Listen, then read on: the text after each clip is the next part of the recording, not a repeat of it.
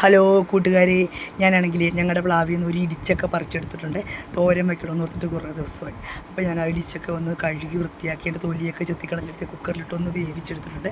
ചെറിയ കഷ്ണങ്ങളാക്കി മഞ്ഞൾപ്പൊടി ഉപ്പിട്ട് വേവിച്ചെടുത്താണ്.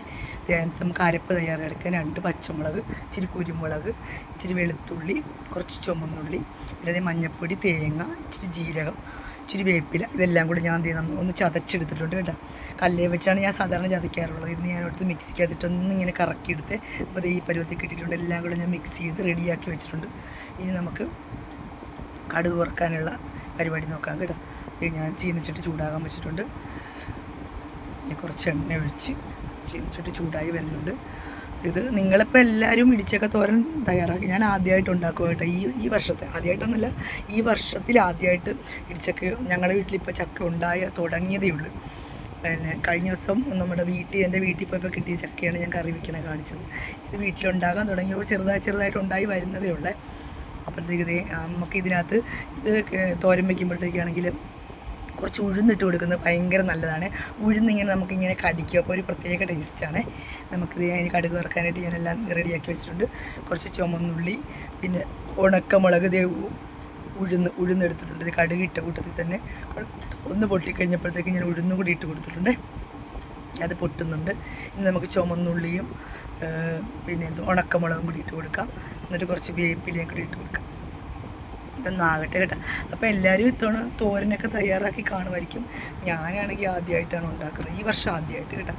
അപ്പം നിങ്ങൾ എല്ലാവരും ഉണ്ടാക്കിയിട്ട് ഇതിൻ്റെ ഒന്ന് കമൻറ്റ് ചെയ്യണേ. ഞാൻ ഉണ്ടാക്കുന്നതിൽ എന്തെങ്കിലും വ്യത്യസ്തമായിട്ടാണോ നിങ്ങൾ ഉണ്ടാക്കുന്നതെന്നൊക്കെ ഒന്ന് പറയണം കേട്ടോ. ആരും ഒന്ന് കമൻറ്റ് ചെയ്യുന്നില്ല. എന്താണ് കൂട്ടുകാരെ, ഇങ്ങനെയാണോ? കൂട്ടുകാരായാലും ഒരു സ്നേഹമൊക്കെ വേണ്ടേ അങ്ങോട്ടും ഇങ്ങോട്ടും?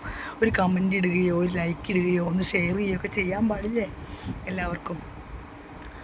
അപ്പം എല്ലാവരും ഒന്ന് കമൻറ്റൊക്കെ ഇടണേ. കൂട്ടുകാരൊക്കെ ആയാൽ അങ്ങനെയല്ലേ, ഇതെല്ലാം ഞാൻ ഇട്ട് കൊടുത്തിട്ടുണ്ട്. ഇനി നമുക്കിതങ്ങോട്ട് ഇട്ട് കൊടുക്കാം കേട്ടോ. നമ്മുടെ റെഡിയാക്കി വെച്ചിരിക്കുന്ന സംഭവം എല്ലാം കൂടി ഇട്ട് ഒന്ന് ചേർത്ത്, ഞാൻ ഉപ്പിട്ടാണ് ഇത് വേവിച്ചതേ. അത് കാരണം പിന്നെ ഉപ്പിൻ്റെ ആവശ്യം കുറച്ചേ വരുള്ളൂ. കാരണം ഈ അരപ്പിന് കുറച്ച് ഉപ്പും കൂടെ വേണമല്ലോ. അപ്പോൾ നമ്മൾ അരപ്പ് ചേർക്കുമ്പോൾ മാത്രം അരപ്പും കൂടെ മിക്സ് അപ്പോൾ ഇച്ചിരി ഉപ്പ് വേണം. കാരണം അരപ്പയിൽ ഉപ്പ് പിടിച്ചിട്ടുണ്ടാവില്ല. ഞാൻ തിരുമിയാണ് വെച്ചേക്കുന്നത്. ഒരു സ്വല്പം ഉപ്പ് കൂടെ നമുക്ക് ചേർത്ത് കൊടുക്കാം കേട്ടോ. ഉപ്പ് പോരാതെ വരും, കാരണം അരപ്പിന് വേണമല്ലോ.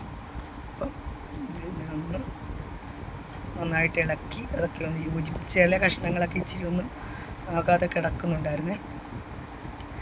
ഞാൻ മിക്സിക്കകത്തിട്ട് അടിച്ച കൊണ്ടുണ്ടല്ലോ ഇത് കറക്റ്റ് ആ ഒരു ഇതിൽ കിട്ടിയില്ല. ഞാനാണെങ്കിൽ കല്ലേ വെച്ച് എപ്പോഴും ചതച്ചെടുക്കുന്നത്. ഇന്ന് ഞാൻ കല്ലേ വെച്ച് ചതച്ചില്ല.